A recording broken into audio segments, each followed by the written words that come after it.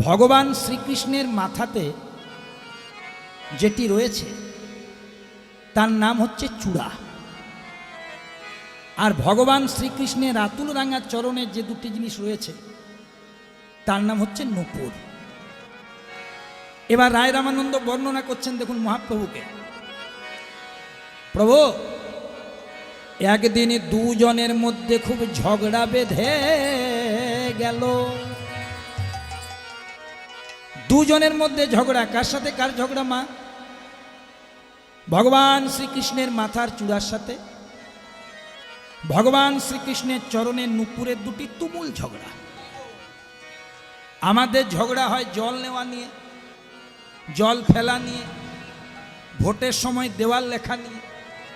কিন্তু আজকে যে ঝগড়াটি আমরা আস্বাদন করব, এটা আস্বাদন করলে মানব জনমটা ধন্য হয়। কারণ এ ঝগড়া অন্য কেউ আস্বাদন করছেন না, স্বয়ং মহাপ্রভু করছেন। ভগবান শ্রীকৃষ্ণের চূড়াটি, মায়েরা মন দাও, ভগবান শ্রীকৃষ্ণের চূড়াটি ভগবান শ্রীকৃষ্ণের চরণের নূপুর দুটিকে বলছে নূপুর। ওরে আমার প্রাণের নূপুর, প্রাণের নূপুর, ওরে নূপুর রে, ওরে নূপুর রে, আমি চূড়া, আমি চূড়া, দেখ দেখ আমার কত ভাগ্য রে, ওরে আমার কত ভাগ্য রে। চূড়া বলছে ওরে নূপুর, দেখ আমার কত ভাগ্য। নূপুর বলছে কিসের ভাগ্য? বলছে দেখ, সকল দেবতার উপরে কৃষ্ণ। চূড়া কি বলছে দেখুন, সকল দেবতার উপরে কৃষ্ণ, আমি আবার তার উপরে। আর নূপুর, যদিও তুই আমার গোবিন্দ অঙ্গে আছিস বড় নিচে। ভক্তমণ্ডলী মায়েরা, ভগবানের কৃপায় যারা মানে, সম্মানে, অর্থে, সম্মানে ওপরে আছেন, একটু সাবধানে থাকবেন। কারণ শাস্ত্র বলছে যারা যত উপরে থাকে তাদের পড়ে যাওয়ার ততটাই ভয় থাকে। আজকে যে রাজা ধীরাজ কাল সে ভিক্ষা চায়, চিরদিন কাহারও সমানও নাই। ভগবান শ্রীকৃষ্ণের মাথার চূড়াটি কমিয়ে দিলেন দাদা, যা কিছু করার আজকে করে দিন। ভগবান শ্রীকৃষ্ণের মাথার চূড়াটি চরণের নূপুর দুটিকে বলছে সকল দেবতার উপরে কৃষ্ণ, আমি তার উপরে, আর তুই যদি আমার গোবিন্দের অঙ্গে বড় নিচে। নূপুর বলছে তোর ভাগ্য ভালো, তুই গোবিন্দের মাথার উপরে, আমি গোবিন্দের চরণে, কিন্তু তুই ওপর থেকে আমাকে একটা আশীর্বাদ কর।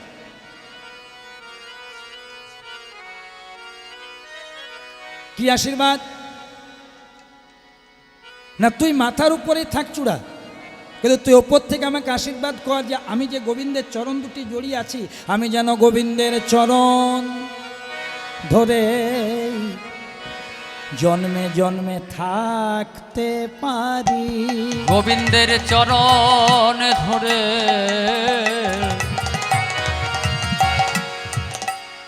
থাকতে পারে, গোবিন্দের চরণ ধরে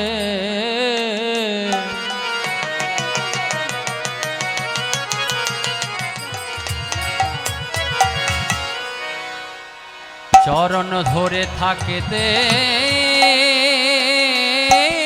পারে। আমায় এই আশীর্বাদ করে রে চূড়া,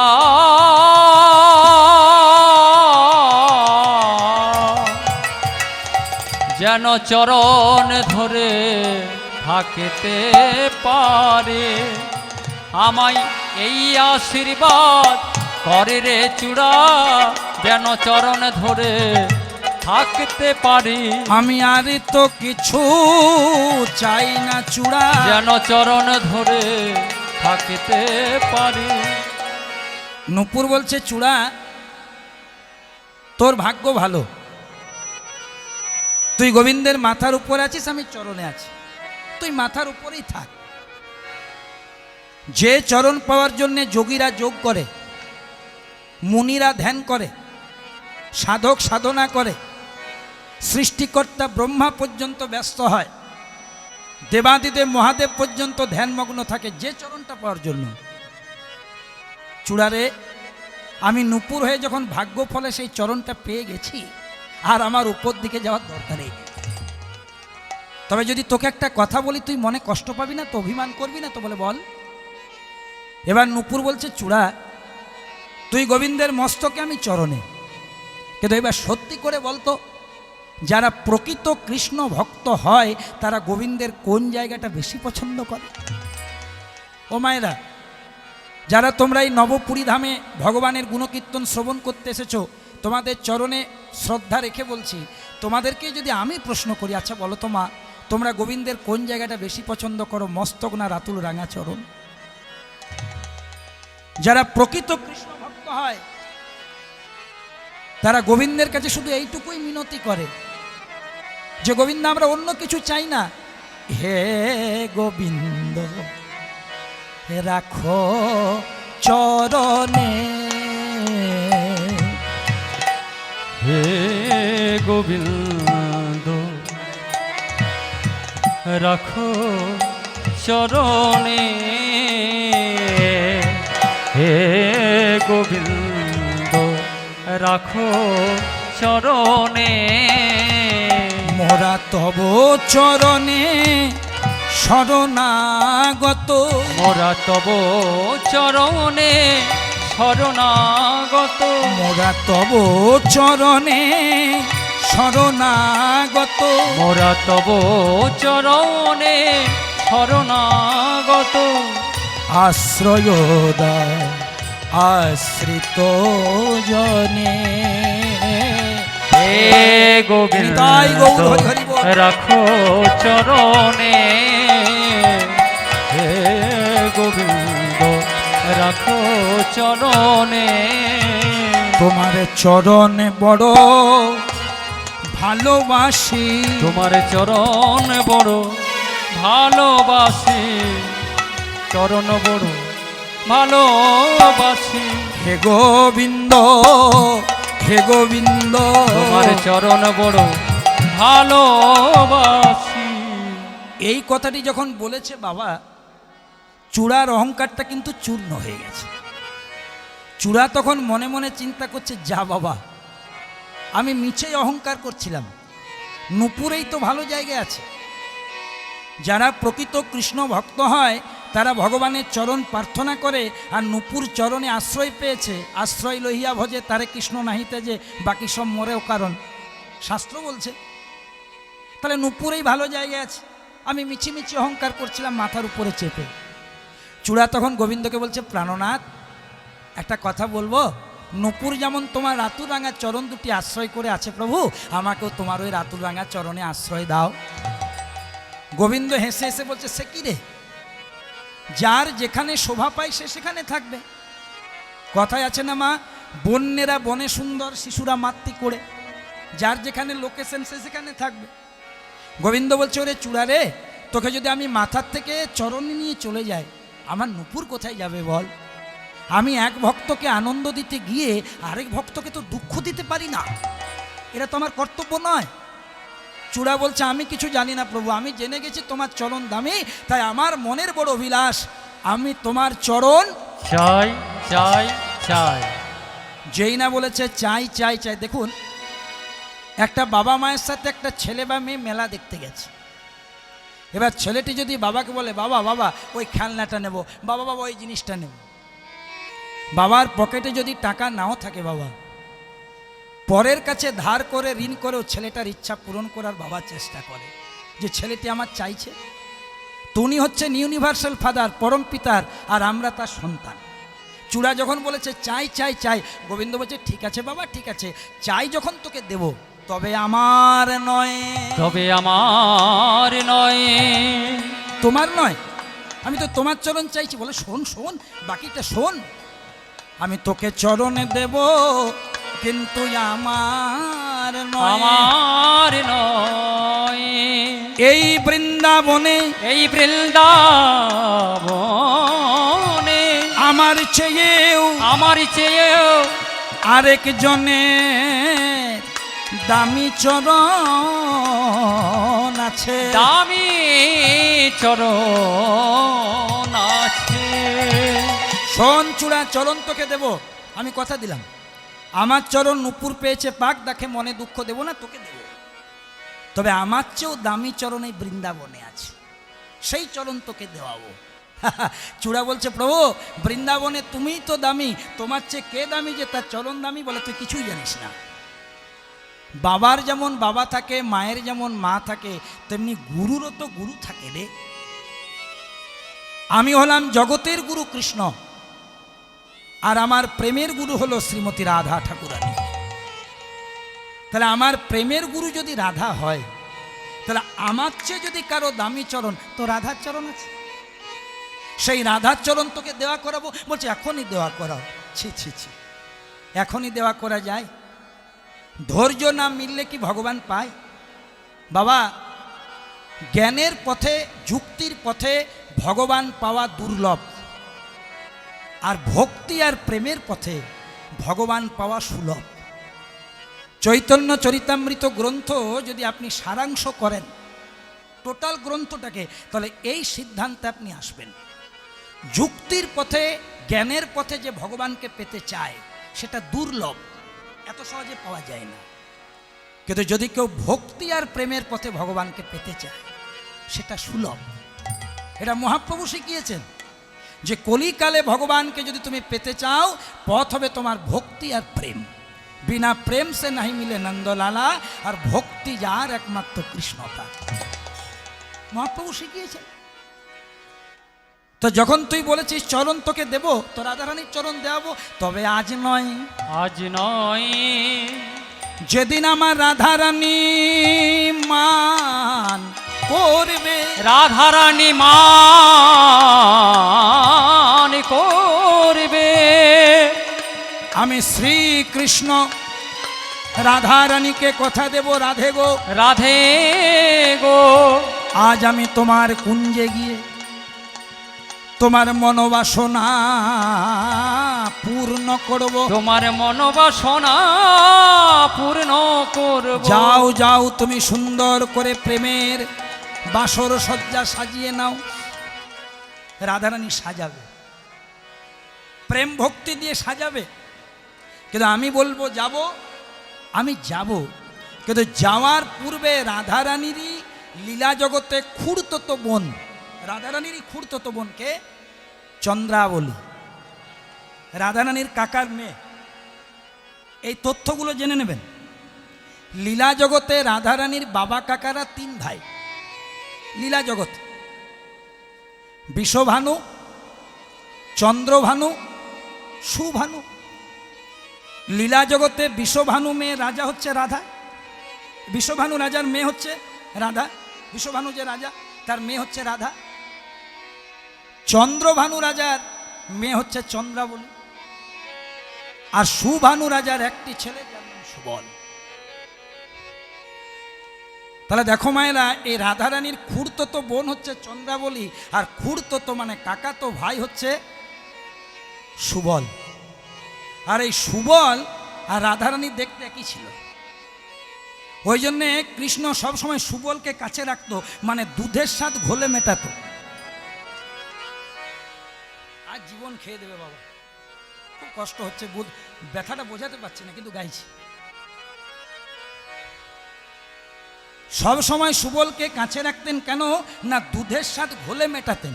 কেন না? যখনই রাধারানীর কথা মনে পড়তো কৃষ্ণের, সুবলের দিকে তাকাতেন, দেখতে কি ছিল। ওই দেখবেন পদাবলী আছে, খেলা রসে ছিলেন কানু, সুবলেরই সনে গো, সুবলেরই সনে। আমার খেলা রসে ছিলেন কানু, সুবলের সনে গো, সুবলের সনে। হেন কালে রাধার বদন, ওগো হেন কালে রাধার বদন, হেন কালে রাধার বদন, হেন কালে রাধার বদন, পড়ি গেল মনে, পড়ি গেল মনে।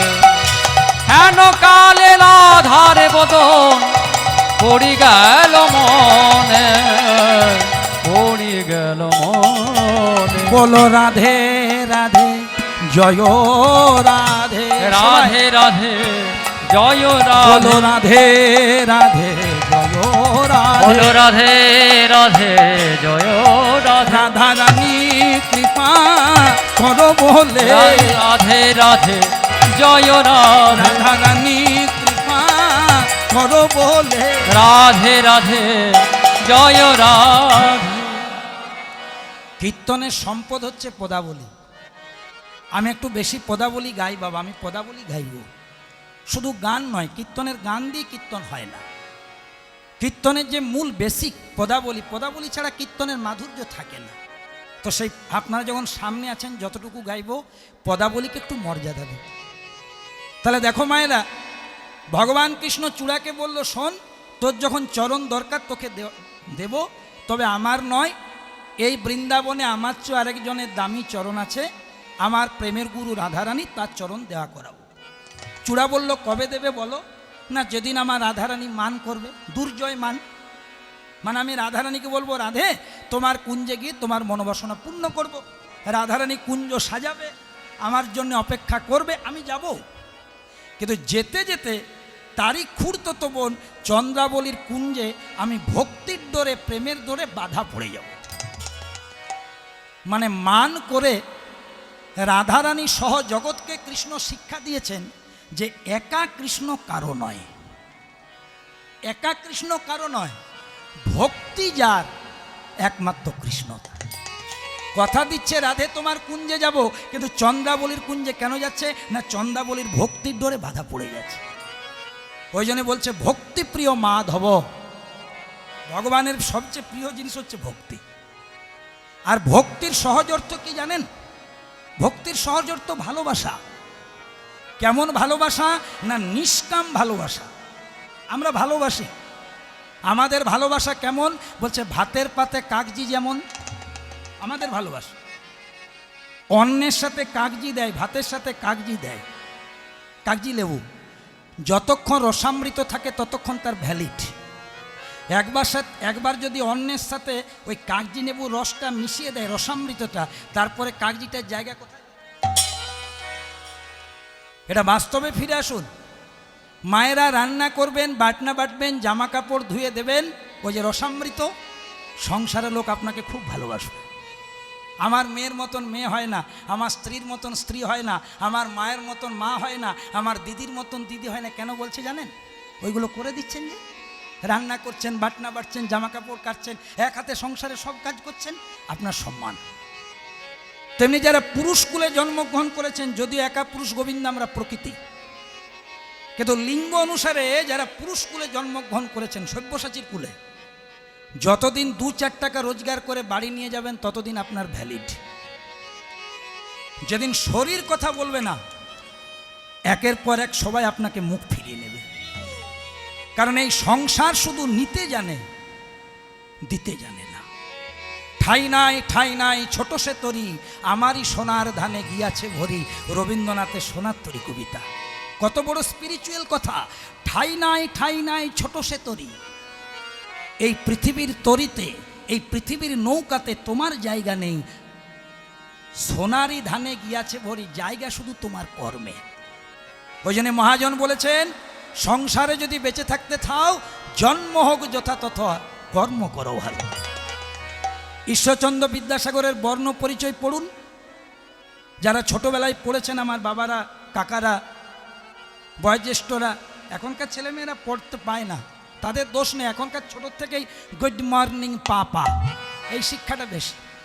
গুড মর্নিং পাপ আহ, পাপ কোথায় আছি? সকালবেলায় আমার ঘর আয়।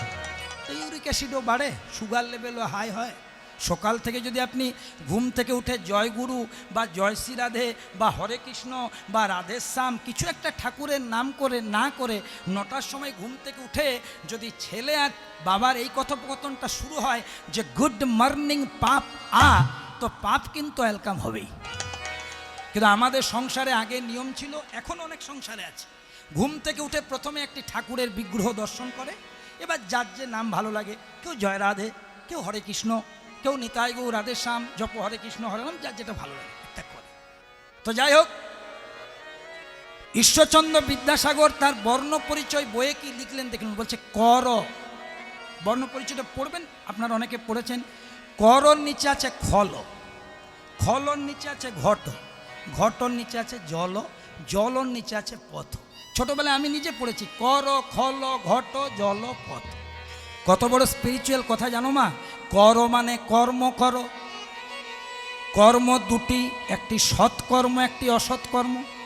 অনেকে বলে কর্মই ধর্ম, না, কর্মই ধর্ম নয়, সৎকর্মই ধর্ম। তুমি যে কর্মটা করছো তার সাথে যদি অনেস্টি থাকে, সততা থাকে, তবে ধর্ম। আর তুমি এমন কর্ম করছো দেশ দোষের হরিবোল হচ্ছে, ওটা কি ধর্ম? অধর্ম। তাহলে কর্ম দুটি, সৎকর্ম অসৎকর্ম। যদি তুমি সৎকর্ম ভালো কর্ম করো মানে করো, তাহলে থাকবে না তোমার খল, খল মানে হিংসা। যে ভালো কাজ করে তার মনে খারাপ কিছু চিন্তা আসে না। যদি না থাকে খল, তবে ঘট, 3.5 হাতের দেহ ঘট, এই মনুষ্য দেহটা তৈরি হবে। যদি ঘট, তবে জল, প্রেম ভক্তির জল আসবে। আর যদি জল, তবে পথ, তুমি নিজের পথ নিজেই খুঁজে পাবে। আর যদি ছোটোর থেকে এগুলো করতে না পারি, ঈশ্বরচন্দ্র বিদ্যাসাগর ওয়ার্নিং দিলেন, তাহলে তুমি অচল, অধম, অপর, আর বাকিটা মাস্টারি করে লাভ নাই, কি আছে ওটা হরিভাষণে বলবো না, আপনারা সবাই জানেন। ইঙ্গিতে পণ্ডিত বোঝে, মূর্খ বোঝে কি। এটা যদি ঈশ্বরচন্দ্র বিদ্যাসাগর হয়, চলুন রবীন্দ্রনাথের কাছে কি বলছেন। কুমোর পাড়ায় গরুর গাড়ি, বোঝাই করা কলসি হাড়ি, কলসি হাড়ি, গাড়ি চালায় বংশী বদন, বংশী বদন, সঙ্গে যে যায় ভাগ্নে ভাগ্নে মদন, হাট বসেছে শুক্রবারে, শুক্রবার বক্সিগঞ্জের পদ্মা পারে। পদ্মাপাড়। এই 6টি লাইনের মধ্যে আমাদের টোটাল জীবনটা অ্যানালাইসিস করে দিয়েছেন রবীন্দ্রনাথ ঠাকুর। কুমোর পাড়ার গরুর গাড়ি, এই 3.5 হাতের পচা দেহটা হচ্ছে কুমোর পাড়ার গরুর গাড়ি। বলে কেন না, খড় মাটিতে কুমোর যেমন ঠাকুর গড়ে, রক্তে মাংসে দয়াল তেমন 3.5 হাতের জীব সৃষ্টি করে। বলে কুমোর পাড়ার গরুর গাড়ি, গাড়ি ফাঁকা নেই। কাম, ক্রোধ, লোভ, মোহ, মদ, মাৎসর্য, চাওয়া পাওয়া, ইচ্ছা অনিচ্ছা, বিধানসভা, Lok Sabha, Trinamool, BJP, CPM, Congress, WhatsApp, Google, varieties বাসনপত্র এখানে আমি রেখে দিয়েছি। কুমোর পাড়ার গরুর গাড়ি বোঝায় করা কলসি। গাড়িটা চালায় কে? গাড়ির মালিককে না, গাড়ি চালাই বংশী বদন, বংশী বদন। এই গাড়ির মালিক আমরা। এই গাড়িতে আমরা সবসময় থাকতে পাবো, গ্যারেন্টি আছে মা? মেডিসিনের কারখানায় যখন একটা মেডিসিন আবিষ্কার হয়, ঔষধের কারখানায় যখন একটা ওষুধ আবিষ্কার হয়, তার গায়ে লেখা থাকে এক্সপায়ার ডেট। ভগবানের কারখানায় আবিষ্কার হয়েছে, পিছনে ডেট অ্যাভেলেবেল, যখনই আসবে বলো হরি হরি বল, বলো হরি হরি বল। ওই জন্য মহাজন বলছে, এটা তোমার বাড়ি নয়, ওই পারেতে বসত বাড়ি, তোমার ওই পারেতে বসত বাড়ি, এই পারেতে বাসা, দিন দুয়েকের রে মন, মিছে এই মায়ার সংসারে আসা, সংসারে আসা। ওই পারে বসত বাড়ি, যেখান থেকে এসেছ, আর এটা হচ্ছে বাসা। যেমন চাকরি সূত্রে, ব্যবসার সূত্রে আমরা বাসা ভাড়া নিই না, ভাড়া নিয়েছি। আমার 52 বছর বয়স, আমি 52 বছর ভাড়া নিয়ে আছি, বলতে পারবো কত বছর থাকবো। এই আছি এই নাই, নিঃশ্বাসে বিশ্বাস নাই, প্রেমানন্দে নিতাই গৌর হরি হরি বল।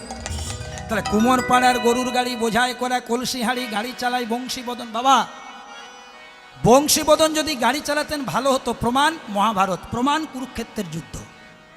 অর্জুনের রথটা কে চালিয়েছিলেন? বংশী বদন। অর্জুন বিপদে পড়েনি, অর্জুন পথভ্রষ্ট হয়নি, বংশী বদন গাড়ি চালাচ্ছিলেন। কিন্তু আমরা ভক্তির চেয়ে যুক্তি বেশি খুঁজি, লাভ লোকসান বেশি বুঝি। গাড়ি চালাই বংশী বদন ঠিক ছিল, আমরা করেছি কি, সঙ্গে যে যায় ভাগ্নে মদন, মানে গাড়িতে মদন চাপিয়েছি। মদন মানে কামনা, মদন মানে বাসনা, মদন মানে চাওয়া পাওয়া। এ প্লাসে মাইনাসে মাইনাস হয়ে গেছে বাবা এলজেব্রা থিওরি। গোবিন্দ নিষ্কাম আর আমার মনটা কামনা বাসনায় ভরা, আস্বাদন হচ্ছে না। হাট বসেছে শুক্রবারে, এটা খুব মজার জিনিস। সোমবার গেল, মঙ্গলবার গেল, বুধবার গেল, বৃহস্পতিবার গেল, হাট বসলো শুক্রবারে, মানে ভবলীলার হাট, বক্সিগঞ্জের পদ্মাপারে মানে ওপারে আসল জায়গাতে। সোমবার গেল মানে শৈশব গেল, মঙ্গলবার গেল কৈশোর গেল, বুধবার গেল যৌবন গেল, বৃহস্পতিবার গেল বার্ধক্য গেল। এবার হাট বসলো শুক্রবারে। যতদিন শরীরে থাকলো বল, আমাদের বলা হলো না হরি বল। আমার শরীরে বল, আমার পকেটে বল, আমার রাজনীতির বল, রাখ তোর হরি বল। আমার এত বল, আমার শরীরে বল আছে, আমার পকেটে বল আছে, আমার রাজনীতির বল আছে, হরি বল না করলে হবে। কিন্তু জীবনের এমন একটা সন্ধিক্ষণ আসবে বাবা, আপনি মহাপুরুষদেরকে পড়বেন, মহাপুরুষদের বইগুলো পড়বেন, জীবনের এমন একটা পরিস্থিতি আসবে, চরম নাস্তিককেও স্বীকার করতে হবে যে ভগবান বলে কিছু আছে। তখন অনেক দেরি হয়ে যাবে।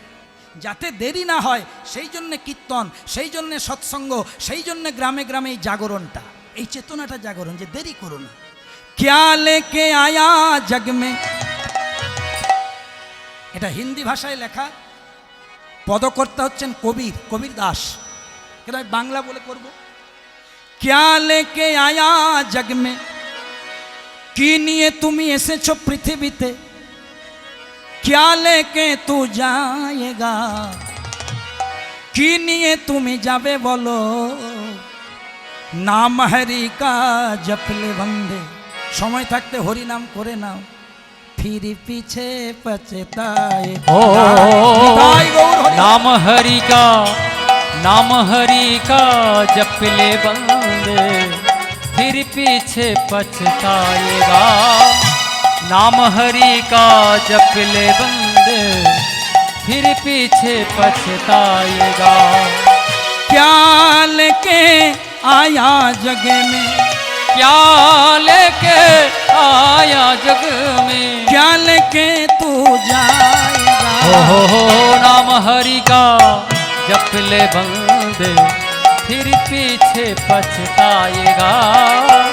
नाम हरि का जप ले बंदे, फिर पीछे पछताएगा।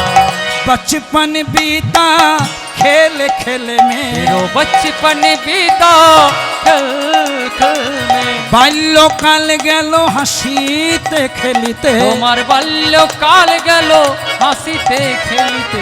बचपन बीता खेल खेल में, बचपन बीता खेल खेल में, भरी जवानी तू मस्त रहा। ओ नाम हरि का जप ले बंदे, फिर पीछे पछताएगा। बचपन बीता खेल खेल में, भरी जवानी तू मस्त रहा, देख बुढ़ाप्पा अब क्यों सोचा, क्या पाया तू क्या खोया। বাল্যকাল গেল হাসিতে খেলিতে, যৌবনকাল গেল রঙে। আমাদের অনুশোচনা কখন হয়, যখন বয়স বেড়ে বৃদ্ধকাল হয়। তখন মনে মনে চিন্তা হয় যাদের জন্য এত কিছু করলাম তাদের এই পরিণতি, এর চেয়ে আমার হরিভজন করাটাই ভালো ছিল। তখন আমাদের অনেক দেরি হয়ে যায়।